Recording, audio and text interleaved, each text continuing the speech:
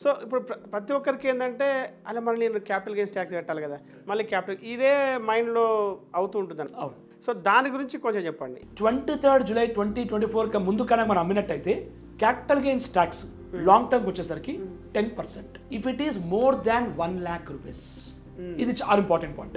అంటే మొత్తం సంవత్సరంలో మనకి క్యాపిటల్ గెయిన్ అంటే లాభం మాత్రమే. మన కొన్నం లక్షకి, అమ్మింది 1,70,000, మనకు వచ్చిన లాభం 70,000 వస్తే ట్యాక్స్ 0. ఎందుకంటే మన లాభం 1,00,000 దాటలేదు కాబట్టి. లాభం 1,00,000 దాటితే ఆ ఎక్స్ట్రా పైన 10% ట్యాక్స్, చిన్న అమౌంట్. దీన్ని గవర్నమెంట్ చిన్న మార్పు చేశారు.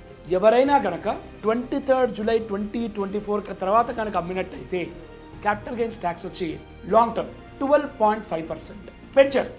దానికి ఒక చిన్న పాయింట్ యాడ్ చేశారు. 12.5% ఆన్ అమౌంట్ ఎక్సీడింగ్ 1,25,000. ఓకే, ఇంతకుముందు 1,00,000 ఉండేది, ఇప్పుడు 1,20,000 లాభం దాటితే అంటే 1,50,000 లాభం వస్తే 1,20,000 దాకా ట్యాక్స్ లేదు, 25,000 పైన 12.5%.